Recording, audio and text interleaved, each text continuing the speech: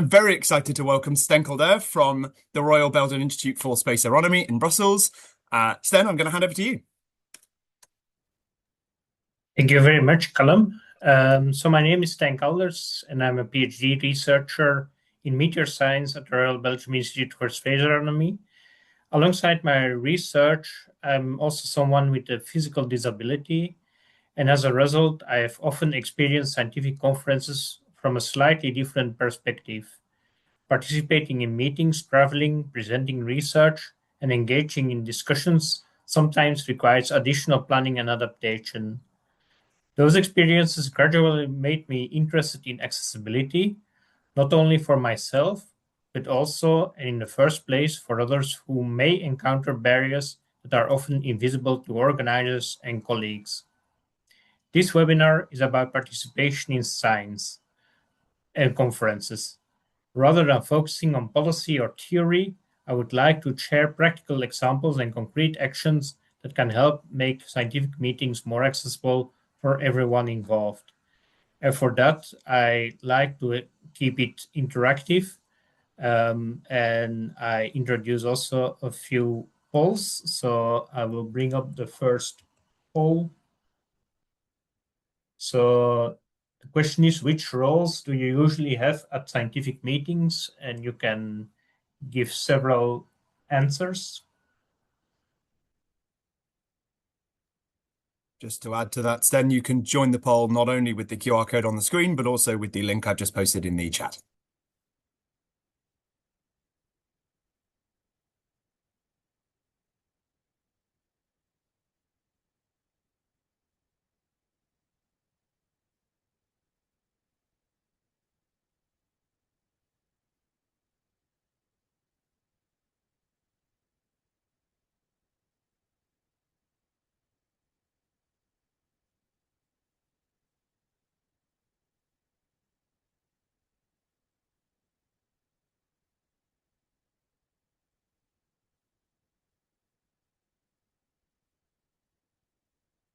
All right, that's nice.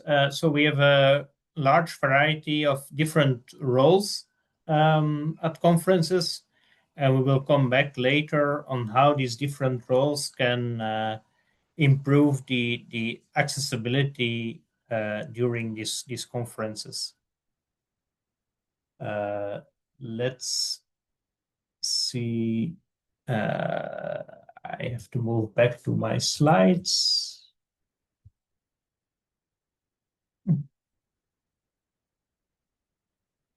So when you think about conferences, we often think about the presentations there. But conferences are much more than that. They influence your visibility as a scientist, but they also help you set up collaborations, do networking, and give you hopefully long-term career opportunities. And many collaborations in planetary science actually begin during informal conference interactions. So when participation barriers exist, they can directly affect scientific careers and opportunities. And this is why accessibility at conferences matter. And I find this presentation so important. I will show you a short video. Every mission to space is a small step for mankind. But for John McFall to walk among the stars would be one giant leap. He's the first astronaut with a disability, and the first declared mission ready to head to the International Space Station. John lost his right leg in a motorcycle accident in Thailand at age 19. It was a realization that, listen, if things are going to happen, if you're going to get through this, it's solely my responsibility to open those doors, walk through those doors, seize those opportunities. Opportunities he seized, first as a Paralympic sprinter, winning a bronze medal in the 2008 Beijing Games. Then medical school and qualifying as an orthopedic surgeon. But the next opportunity came almost out of nowhere, a friend forwarding him an ad from the European Space Agency. They were also looking for someone with a physical disability to go through the application process, with the overarching goal of clearing the path to space for a professional astronaut with a physical disability. John would likely use 3 versions of his prosthetic in space. One like this for everyday tasks, another for the hours of exercise astronauts need to do to avoid muscle wastage, and a third for blast-off and landing. What do you think it'll mean to a kid back down on Earth who has one leg to see someone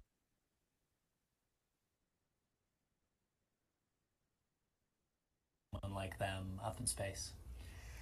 Yeah, and this is a beautiful trickle-down effect of what we do, isn't it? And I think, or I hope that kid would look at what we are doing and saying, well, listen, I can do what I want to do. So when ESA selected John McFall as the first para-astronaut, it attracted enormous attention in the media. What made this so important was not only the astronaut selection itself, but the fact that it challenged long-standing assumptions about disability and participation in demanding scientific environments. And not so long ago, it were jet pilots becoming astronauts and going into space. If the space sector is willing to rethink accessibility at the level of human spaceflight, then it also raises questions about accessibility in conferences and scientific fairs. To improve accessibility, we first need to understand where these barriers occur, who they affect, and how they influence participation. Then, in the next step of this presentation, we will look at practical solutions that already exist. But first, another poll.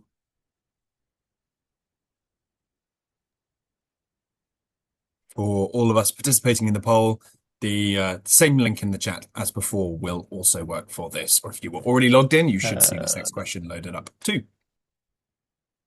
Wait, I try to find the correct question. Yes, here it is. Sorry.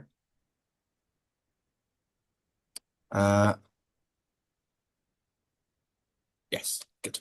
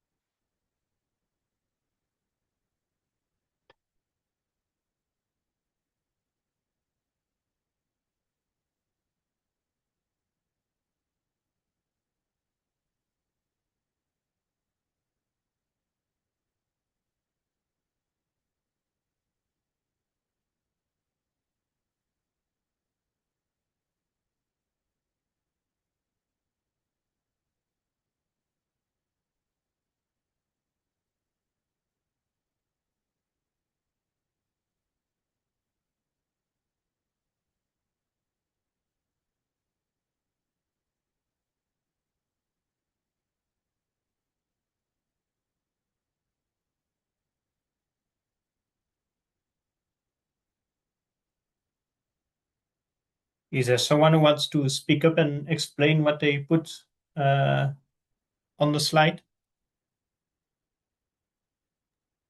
I'll very happily go first to set the tone.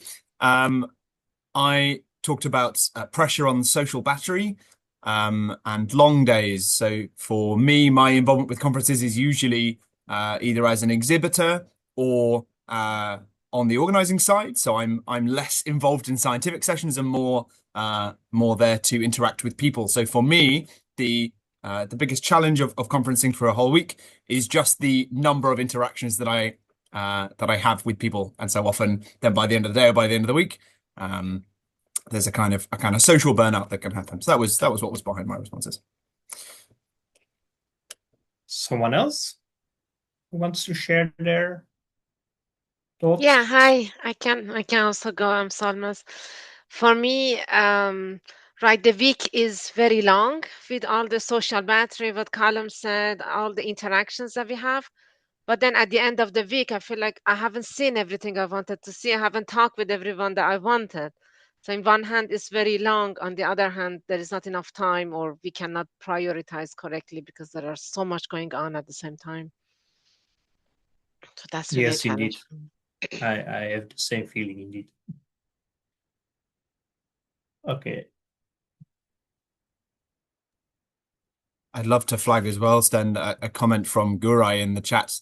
Gurai says absence or lack of participant support was what he put, especially for Q&A and chat. Sometimes people never look at questions from virtual attendees. That's a good one. That's one that will also come further in this presentation, indeed.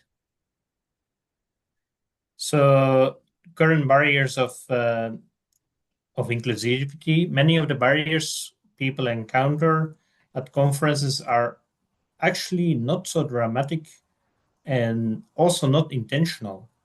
They are often small practical issues that accumulate together and make participation more difficult for some attendees than for others.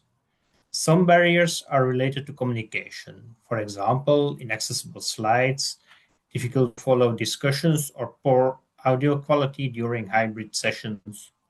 Others are more organizational, overloaded schedules, unclear accessibility information, or uncertainty about whether remote participation will work properly or not. And some barriers are social or informal, such as crowded networking environments or discussions that unintentionally exclude remote participants. What is important is that many of these barriers are actually solvable with relatively small changes in how conferences are organized and how we participate in them. Accessibility is often underestimated in science because disability is still perceived as affecting only a small minority. But in reality, around 16% of the global population lives with a disability. So worldwide, there are more than 1 billion people with a disability. We also saw a strong drop in representation throughout the STEM pipeline, from around 10% of undergraduate STEM students and the bachelor students identifying as disabled to only 2% at PhD level. While many factors contribute to this suggests that barriers accumulate throughout scientific careers. At the same time, most disabilities are acquired during life through illness, injury, or aging. Accessibility is therefore not only about supporting a specific group of researchers today. Over the course of a scientific career, it may become relevant to many of us personally. So improving accessibility is not only about inclusion, it is also about retaining scientific talent and reducing avoidable barriers. And it also benefits science itself. Researchers with different lived experiences often bring different insights. Beforehand, I sent this presentation to a professor in architecture that I know, and she told me that in architecture, involving people with visual impairments in research has led to much richer understanding of non-visual qualities of buildings and public spaces. For many participants, conference preparation mainly involves booking travel and accommodation. But for others, like me, participation may require much more detailed planning beforehand. For example, before deciding if I will join the EPSC conference in The Hague in September, I checked the venue on Google Maps, looked at the route from the station to the hotel that I choose, and from the hotel to the conference venue. I also look at photos or street views to understand distances, entrances, and potential obstacles. These additional planning requirements are often invisible to organizers and other participants, but I make the decision whether to register for a conference only after I checked these practical details. So far, we have mainly focused on barriers. It is easy to come away with the impression that accessibility is a large and a complicated challenge. The good news is that many solutions already exist. Across different scientific disciplines, organizations have developed practical guidelines, accessibility checklists, and proven approaches for making conference more inclusive. So accessibility is often less about inventing entirely new systems and more about learning from existing good practices and applying them more consistently. And here are a few examples of good practices in fields related to what Europlanet is doing. It are only a few examples. Some focus on conference planning and accessibility requests, others provide practical checklists, accessibility information, hybrid participation guidance, or codes of conduct. The details differ, but the message is the same. Accessibility is not an unsolved problem. Many useful resources and proven practices already exist. I've included links to these resources together with additional references and checklists in the accompanying document that you should have received. Before moving to the practical toolbox session, I would like to ask one more question. Let's move back. Let's think.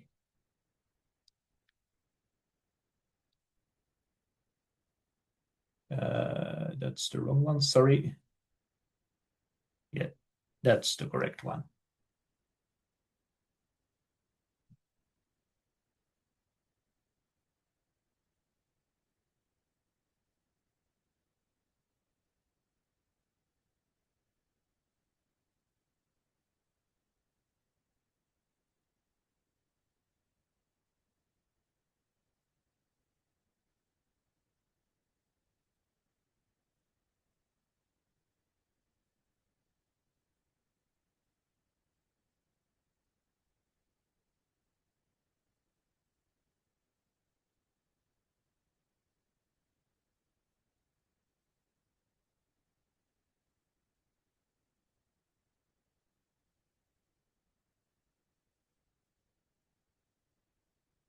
Is there someone who wants to speak up?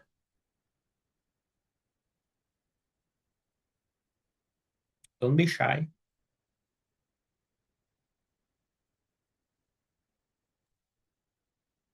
Yeah, I would really like to hear from somebody who picked better scheduling, because that's a very broad point that maybe also connects to more breaks. So please, somebody who says, I want a better schedule. What do you mean?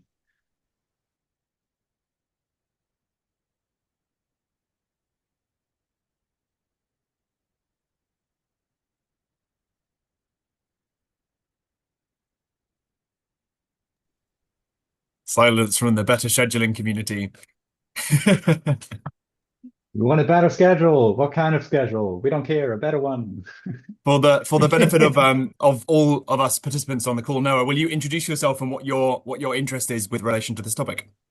Oops, gave it away. No, so I'm Noah Yaki. I'm a postdoc at the Technical University of Vienna, and I'm currently the EPSC Executive Committee Chair. So I'm the person in charge of trying to make EPSC better every year. So I'm very happy to hear what people would like to see, because maybe if we can't manage this year, those are always things that we could then try to do next year. And yeah, we're always trying to improve. And so I'm very happy to hear where like the pain points are, because most of the time people just say, oh, that was a great meeting, or somebody says, oh, we wanted more food. I'm like, yeah, okay, we'll try. But like, yeah, making things more accessible, more comfortable. Like we rarely get somebody walking up to us telling us, you know, you may record the talks, but for example, the audio isn't that great. So I saw, for example, right now that when Ngurai wrote in the chat, is that most of the time, for example, we know that we have virtual participants, but our conveners might forget. So maybe we have to find like a little workaround to remind people, hey, there's people listening like in virtually. And I sometimes get annoyed when somebody doesn't use the microphone properly, and either it's extremely loud, or I'm like, oh, or it's extremely quiet, and like I don't think anybody can actually hear that unless you're on the virtual. So these are kind of the things that we need to improve, right, to make it more accessible. So yeah, that's why I'm asking better scheduling. Tell me, I need to know. Thanks, Noah, and thank you for joining. Maybe I could suggest something. I am more thinking about the perspective of parents with young children. So it's a little bit, it's slightly different, but there are also some kind of limitation. Maybe, for instance, not to start too early. Or I am thinking about big conference, foresee time enough to go from one session to another one, or things like this. Maybe these are possibilities that can help. Thank you, Christine. Yeah, absolutely. Something that is very often discussed around EPSC. Obviously, this session is not specifically tailored to EPSC, but that is what some of us on the call have the most experience with. This is a conversation around childcare and accommodations around childcare that we're very conscious of, and finding that balance Yes. is a challenging thing. So thanks for drawing attention to. Of course, it's always the same problem. Everybody wants to speak, so there is really a trade-off to find between giving the floor to as much people as possible, but also give the possibility. So it's a difficult trade-off, of course. I am aware of this. Thank you. Thank you.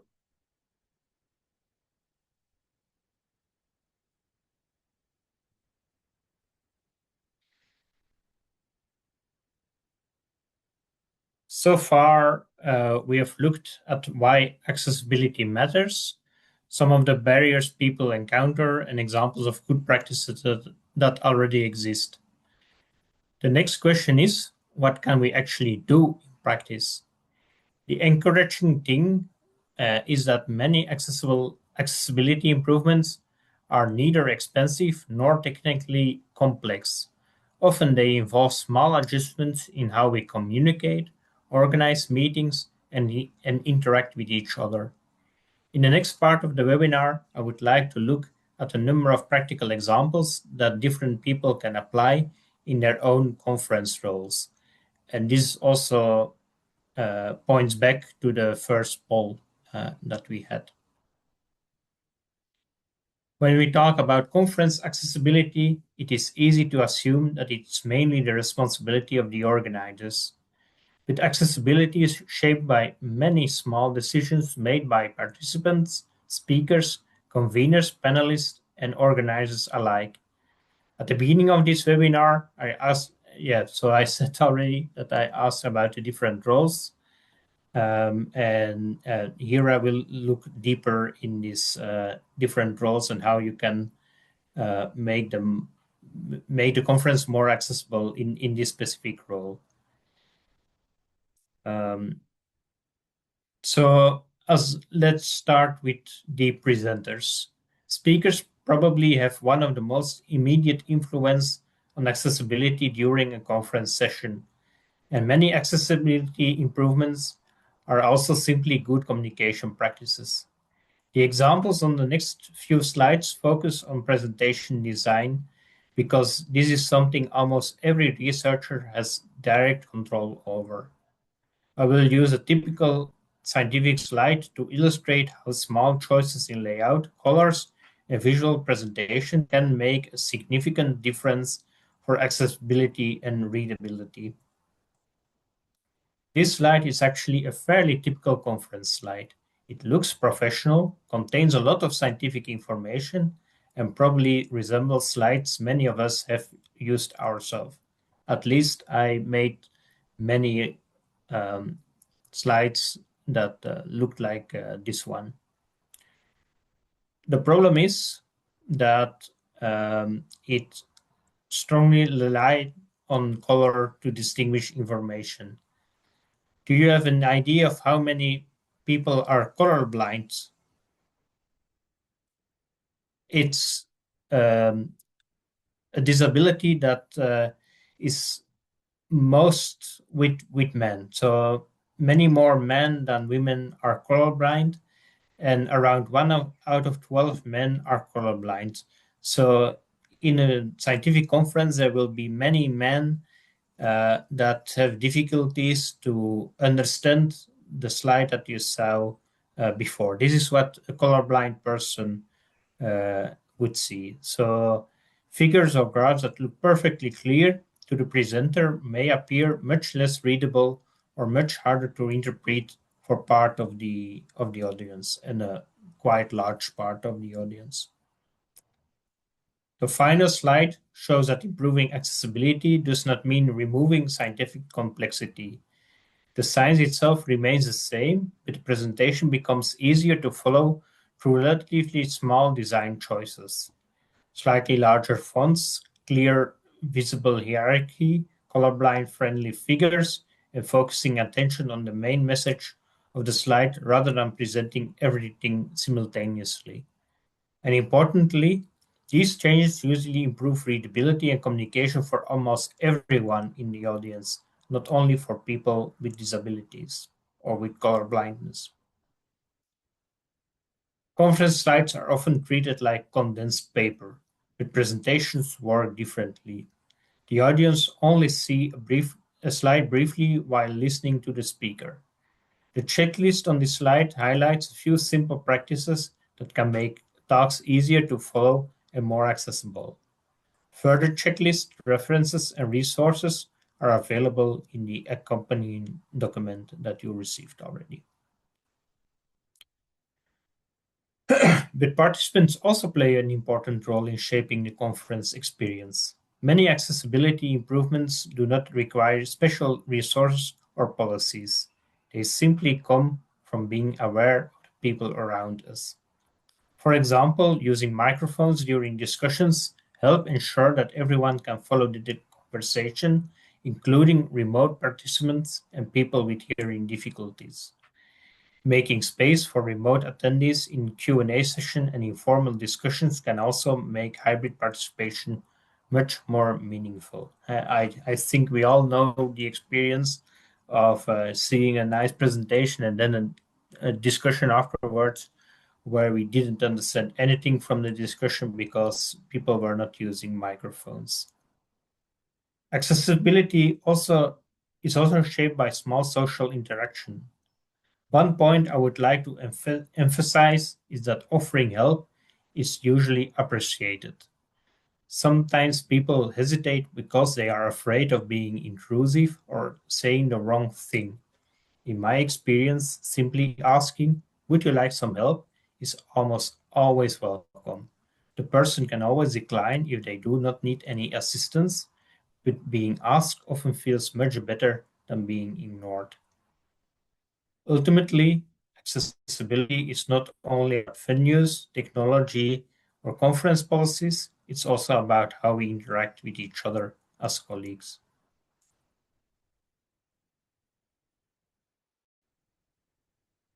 And many participation barriers appears outside the lecture hall.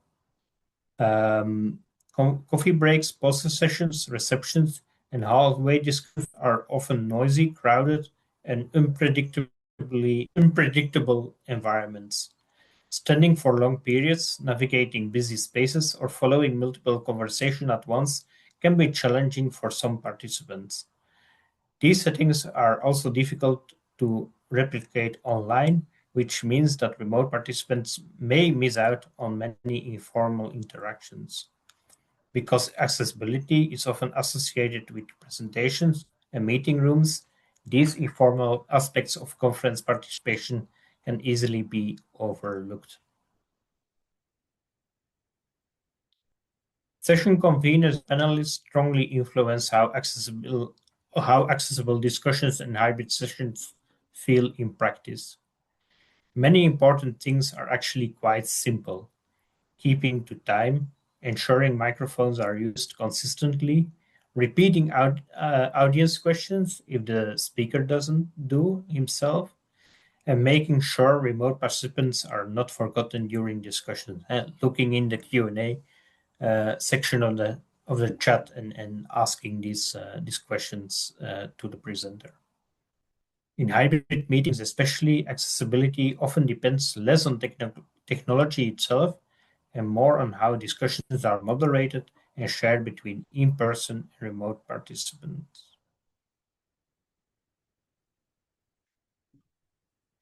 Next, we will go to a few interactive mini case studies.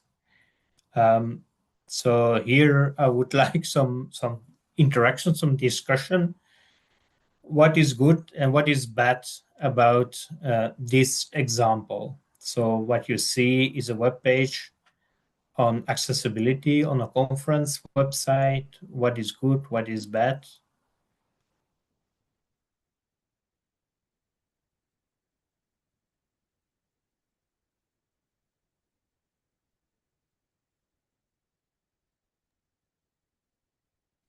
Maybe I like the iconography. I'm not the kind of person who likes to read a lot of text, so it's very easy to kind of find what you're looking for, or at least for me. Okay. Maybe the text is too small, and also the colors blue and black are not very easy to read. I don't know. Like I struggle to read the text in the boxes, in the gray boxes, the black text because it's the font is too small.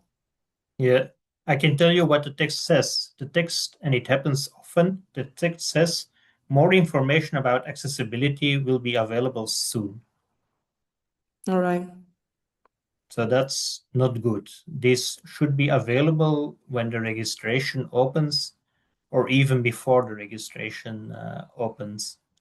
And what information would be helpful for participants?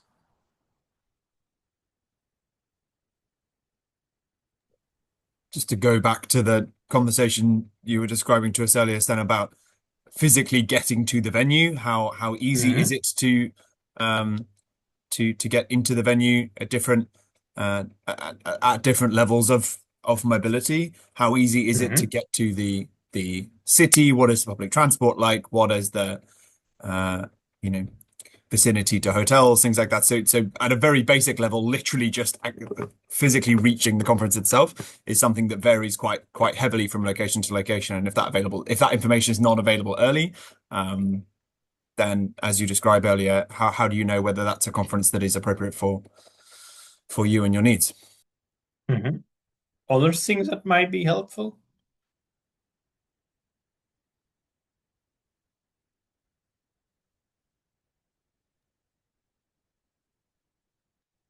Imagine that I have a hearing problem. What would I like to know? Maybe the information on how you can participate in the meeting. For example, if there are live streaming of these talks, then one can join like the Zoom meeting from the Congress Center, even if one is in person, to kind of listen directly over earphones. Yeah, and if microphones will be used. And yeah.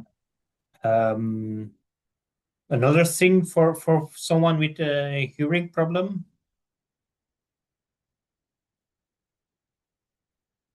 captioning. Nowadays with AI, it becomes feasible to provide captions while someone is speaking. I believe in Zoom, you can switch on captions and you can see written down what I'm actually saying now, and this might be very useful for someone with a hearing disability. For someone in a wheelchair, it's important to know about elevators and wheelchair accessible toilets, for example. For someone with neurodivergent, who is neurodivergent, quiet spaces is important. One thing that is good in this example, and yes, someone says something in the chat, I think. Yes, so someone says I am visually impaired and rely on slides being shared to be able to see what is being or was presented. So indeed, sharing sites beforehand is also something to consider. What is also very, very important is to have a contact person, to assign the role to a specific person. So someone of the organizing committee that you can contact to ask questions about accessibility of the conference. The bottom line is that clear information reduces the uncertainty and makes participation easier. And we'll come back to what organizers can do about this in a few minutes. The following example, who might struggle with this schedule?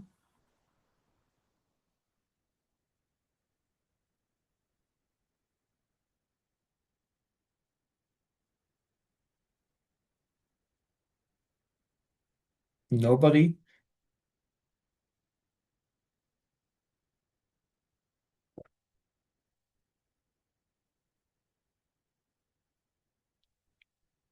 For example, caregivers might struggle, or neurodivergent participants. It's a very packed schedule. It starts at 8:30 and it goes on till 10 o'clock in the evening. Of course, you don't have to follow everything to in these conferences. Also, remote participants in different time zones might struggle if it's not recorded. And eventually everybody will struggle, like Callum mentioned already at the beginning of the presentation. It's very tiring.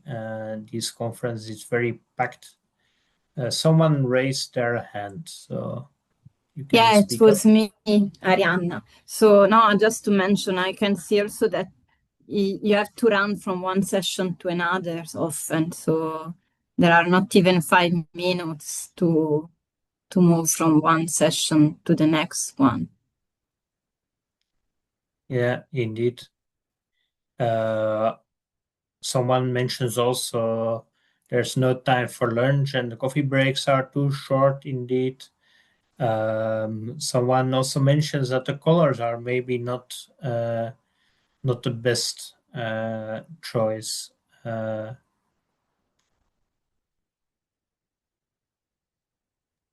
Maybe a comment and a question.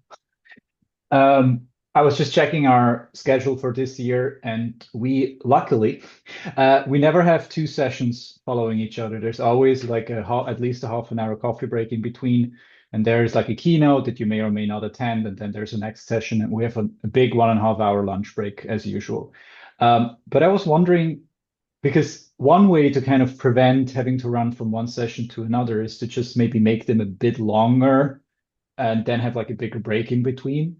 But at the same time, like they now have an hour session and then 15 minutes to kind of maybe run to a different room, because session one and session two are in different rooms for whatever reason. Like if it were in the same room, then that would also be less of an issue, because if it's just two sessions following each other in the same room, right? So I think that's kind of a nightmare that they just cycle through all the rooms. But of course, if it's a big congress, then if there's several parallel sessions, you cannot prevent that. And yeah, I agree. Then the coffee breaks would have to be longer, so that there's definitely a coffee break, because 15-minute breaks just don't exist really. Yeah, indeed. Also, one practical thing is sometimes I see at conferences that the meeting rooms are renamed, and typically for planetary science conferences, they are named after the planets. Make sure that everybody is aware of that. Last EPSC conference, I had to ask to the local people there, security personnel there, to guide me to the elevators to go from one room to the other. And they had no idea when I was talking about room Saturn, which room I was actually talking about. So at least put also somewhere the local name of the room, I would say, so that or make sure that everybody is aware of how you rename the rooms.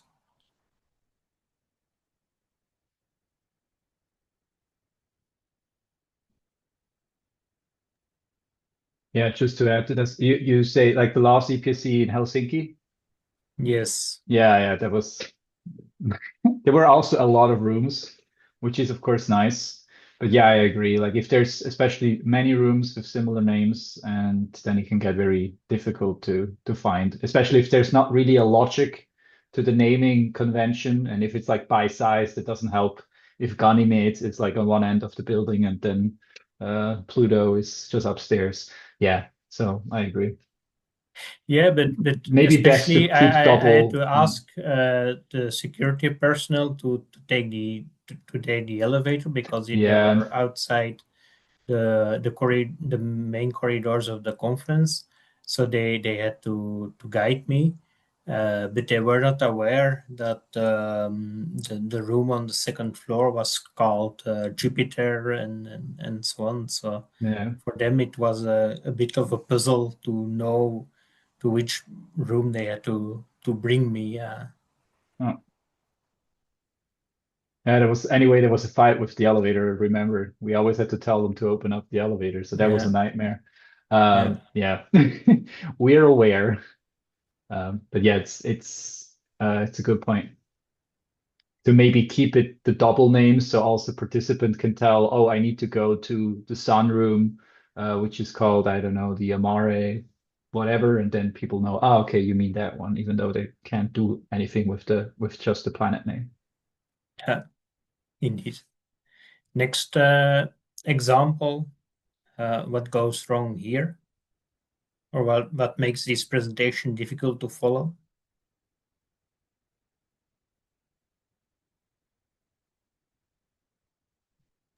Looks like a poster.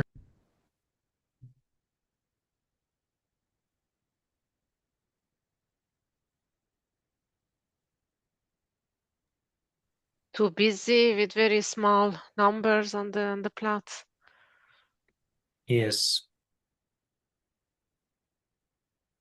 And probably when you're presenting a presentation like this, you will speak very fast to be able to present everything that is on your slides. So choose what you want to tell. You cannot tell as much as you explain in a paper. Presentation should be more like the outlet for making let people know what you wrote in your paper, and but should not tell everything that is inside your paper, only the key messages.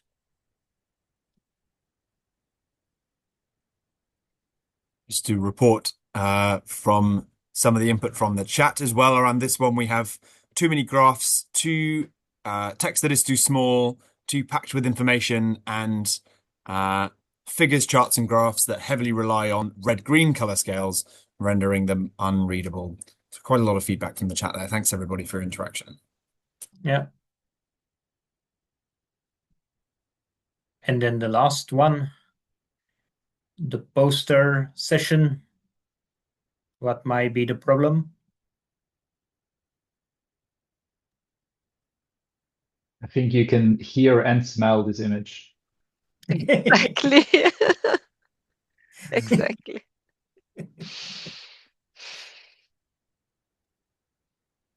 Like what I really liked during EGU is, or I think it was at AGU, well, during EGU, well, these poster boards are pretty big, but at EGU they had even bigger poster boards, so there was even more spacing in between. So if somebody was presenting a poster, there was so much space that if you have a crowd, it does not even intersect with the next poster. So if and what I'm not sure if that they did that at EGU. I think they did that. Only one side of like if you have a corridor, only one side was presenting, and the other side wasn't actually presenting. They don't have attendance time at the same time, so it never felt overcrowded. So if everybody here is presenting at the same time, then it gets very crowded. There's almost no space, and if there's not enough space in between the poster boards, then you basically there's just no space, and that's very stressful. Yeah, indeed. Personally, but this is my personal opinion, I'm not convinced that a traditional poster session can be made fully accessible. And I think it may be worth considering consider alternative formats that provide the same opportunities for discussion, feedback, and networking, but in a more inclusive way. And I think this might be an interesting area for the Europlanet Diversity Committee to discuss and to explore which alternatives or additional things that might exist to go along with these traditional poster sessions. I'm not saying that traditional poster sessions should completely disappear, because I understand that they are very important for discussions and interactions, but I think they could be improved, although I don't know immediately how they can be improved. Something that might be interesting for a diversity committee to explore, I believe. You don't have any example or any conference as an example that we can look up, do you? No, the only thing I think about now is about using digital posters so that you can also look at them remotely. But then you lose a bit the discussion aspect. So no, I don't see an immediate solution for that for the moment. No. But I'm happy to think together with you about potential solutions. Maybe in addition, but from an accessible standpoint, like I see that making a poster session accessible for virtual participants is extremely difficult. I've seen it at AGU. There were virtual participants where people on site could look through the virtual poster while talking with the virtual presenter. But I think even already for like in-person attendees, making that more accessible might be more feasible and also more worthwhile, because sometimes it's just I just don't see that people that are on site that they actively interact with the virtual participants. Like we have seen it every year, the Discord or whatever we try to set up. People are just not willing to spend even more of their energy into interacting with people who are sitting on the other side of the screen versus the people who are local, like over there. Yes. And yeah, that sucks. And like having like virtual posters, I think then you have even a bit more problems than a poster session already brings with making it kind of accessible. So yeah, I would love to hear about like ideas on how to make it more accessible. And at the same time, people would have to know that, for example, EPSC, we have like what, 60 or 60% of talks or more every year. So we're a conference with a lot of talks compared to posters. And this year we have an issue that we have such a hard time fitting posters because it's a small venue that we just have more talks. So we just added more oral sessions. And I don't think as you said, doing away with a poster session is not a good idea, because poster sessions are the place where people meet and discuss. I've seen on our site visit on Italy, they had like digital poster boards where you could walk up to and select an abstract, and then the poster is displayed, and you could show somebody your poster and discuss about it. So you can just be, hey, let's go to the virtual poster kiosk, and then we can click at it and we can have a look at it and we can discuss it. Of course, you still want to kind of force people to come together to kind of get this kind of walk up and talk with somebody about a poster, which of course doesn't work if it's not displayed. But something in this direction that also allows for somebody who doesn't want to go to a big poster session to be like, hey, it's a coffee break. Let's just meet in the quiet corner over there. I'll show you my poster. I think that would be already very nice. Especially then all the posters are also virtually available to check if you, Yeah, indeed.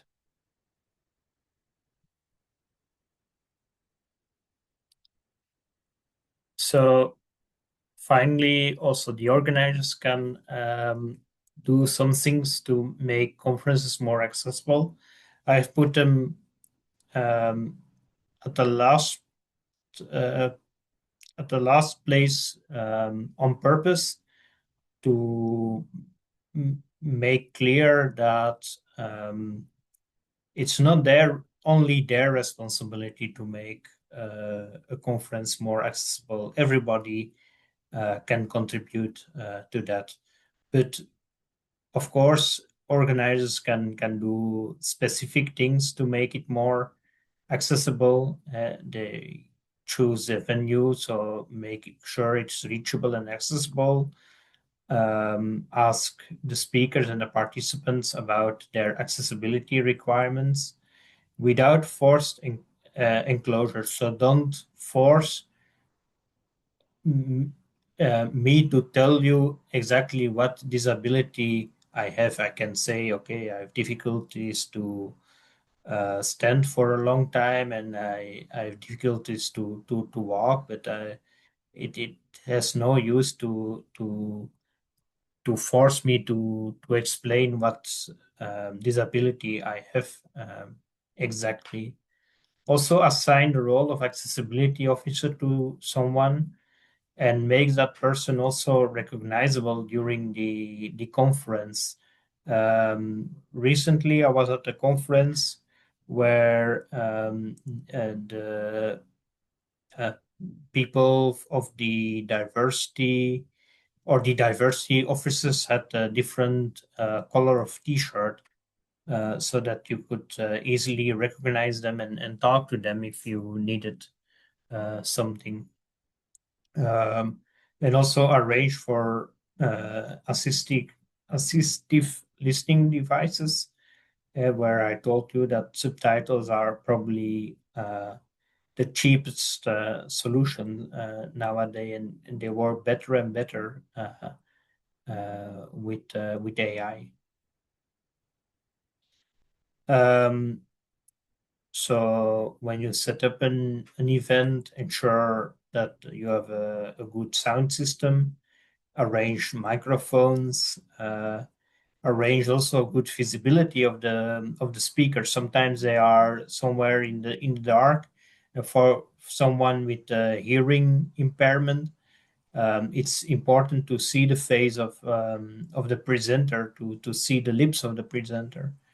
Also consider accessibility when planning the schedule, and I understand that it's complicated when you have so many people who want to contribute to the program to make choices, and also ensure diversity in speakers, panelists, and so on, because it's a matter of recognizing yourself in the conference. If there is a panelist in a wheelchair, then for me it's something nice to see that also someone in a wheelchair can be a scientist or an important scientist.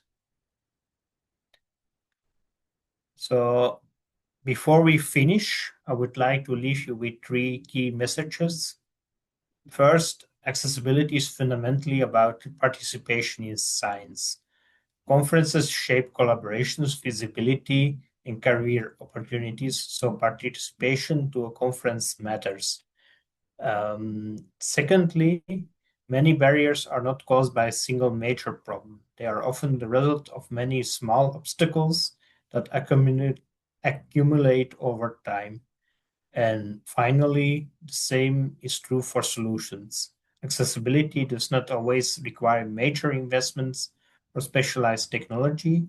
Many improvements are simple, practical, and within the reach of participants, speakers, conveners, and organizers alike. I would like to end where I started. This webinar is about participation in science. Accessibility is often discussed in terms of disability, but the improvements we talked about today benefit many more people than we might expect. Non-native English speakers, early career researchers, caregivers, remote participants, and eventually, at some point in our careers, many of us. Accessibility is therefore not about making conferences work for a small group of people. It's about making participation possible for as many people as possible. Because when we remove barriers to participation, we do not just help individuals, we strengthen science itself.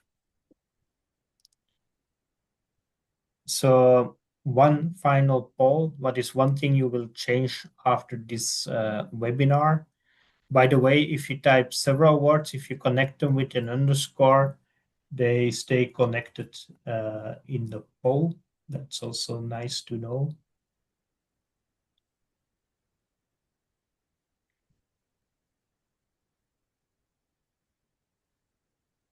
And I promise that this is the last slide of today's presentation.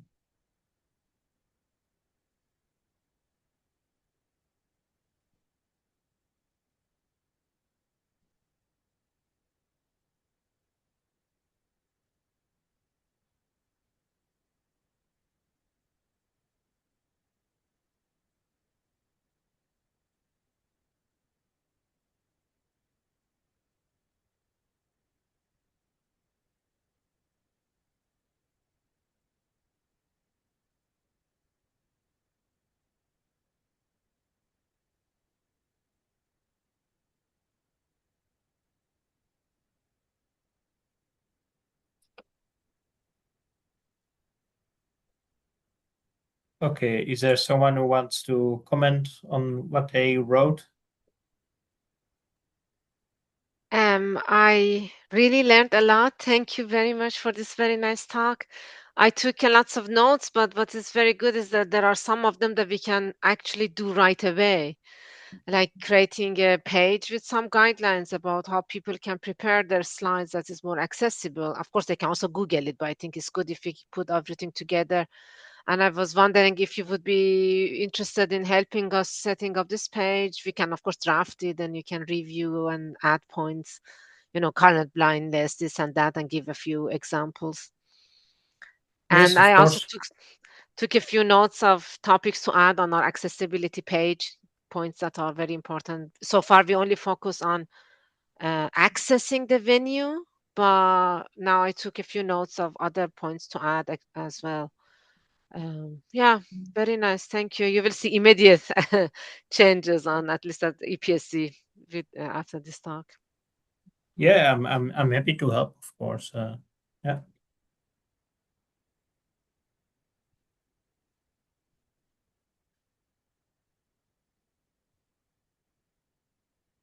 So thank you very much for listening. I might present this webinar more often, so feel free to share or to tell me how I can improve it, to share now or via an email.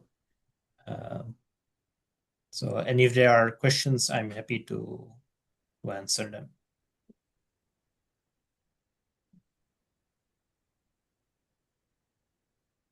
Thank you, Stijn. While we just give everybody a chance to think about their questions, I'd just like to say thank you on behalf of all of us for the talk. I think it's an incredibly important topic, and I'm really grateful for you giving your time to come on and speak to us, not only us synchronously together on Zoom, but also for those who are able to then access this recording later. And having talks like this as a resource, as something that we can circulate, is immeasurably helpful for us as conference organizers and for us as a community. So thank you. I'd also like to say thanks to everybody who's come on and joined us and for being so interactive. The chat has been really busy today, which is really great to see.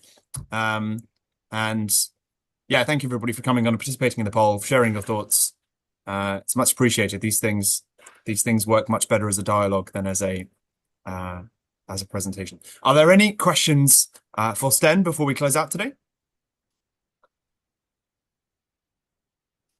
I have Yes. a suggestion, Go on, actually. Sophia. Yeah, being a neurodivergent person and being at the first steps of my career, it's really hard to talk to other people. So maybe it could be useful to have something like a bracelet or a symbol to identify other students, to find each other and start chatting, maybe. That's a very good idea, I think.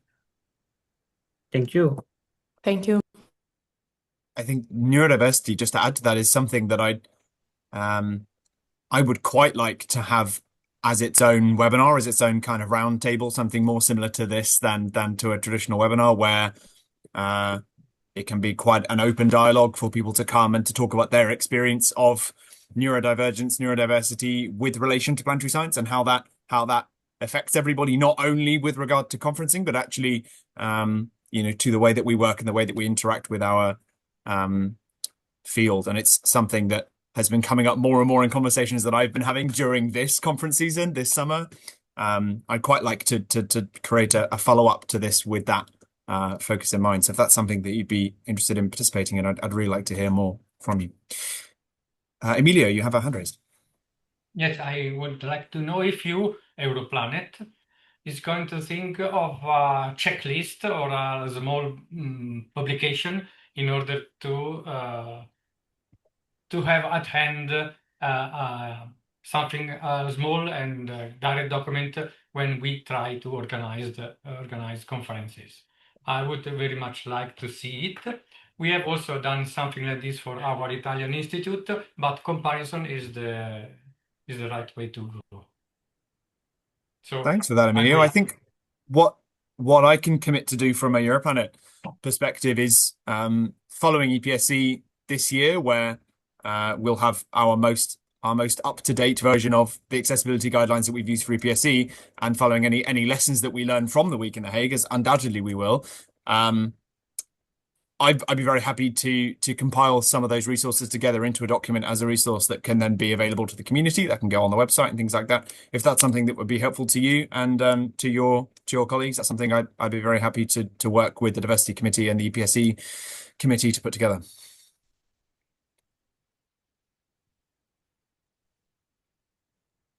Who has the next question or comment before we close our session today? Noah, hello.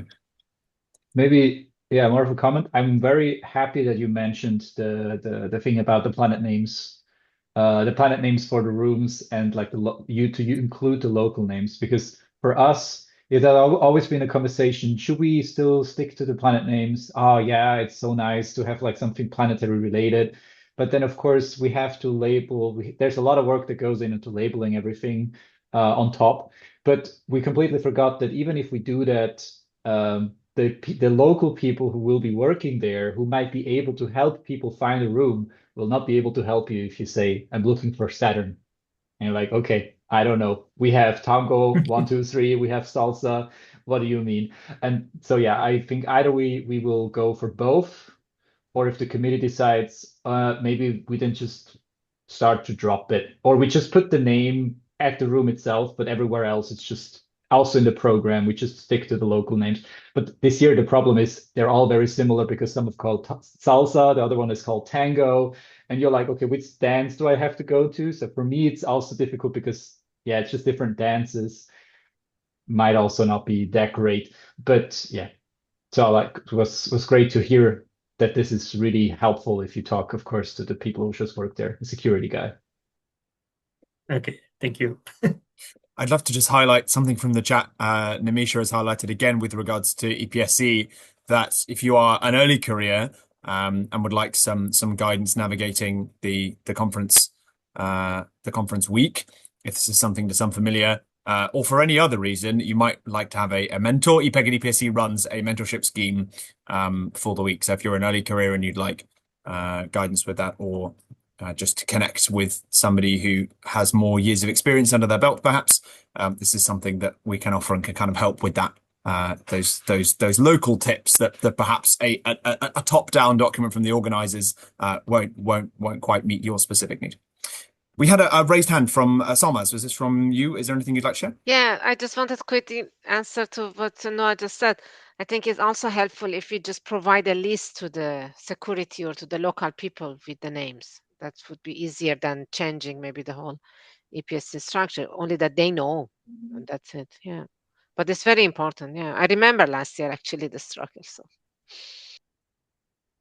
Yeah, I think the best solution with the least effort for everybody is if we just have our planet names and then maybe in brackets and then maybe a bit grayed out the local name so that it just helps. It's like, oh, I go to the Sun, Amara Studio in brackets. So it's like we can kind of have our cake and eat it too. So if you're looking for something, you say Sun Amara Studio, and they're like Amara Studio. Okay, I got that. I don't planet whatever. Yeah. Because if we have to hand out like a list, maybe the security people might have the list on them. But if you ask somebody who like serves coffee there and you're like, do you happen to know where I find Jupiter?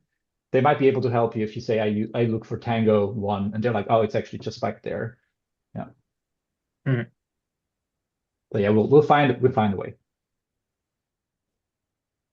Thanks, everybody. I think that brings us to the end of our session. I'd like to again give some appreciation to Stijn for the excellent talk and for being so interactive. And thank you to everybody who's come and joined us today for your engagement in the chat and for being willing to join us on video and audio. It's not how we always do webinars, but I think for this topic, it was what was required. And thank you all for meeting us there. Okay, thank you very much. This recording, as previously stated, will be put on Europlanet's YouTube channel and PeerTube channel very, very soon. If you would like to go back through any of the materials, or if you have any colleagues you'd like to share this with, Sten's slide and accompanying documents were already circulated. If that's something that you did not receive, then please feel free to contact me at europlanet@europlanet.org, and I will send those to you directly. Thank you, everybody, again for joining, and we'll see you all again soon. Bye.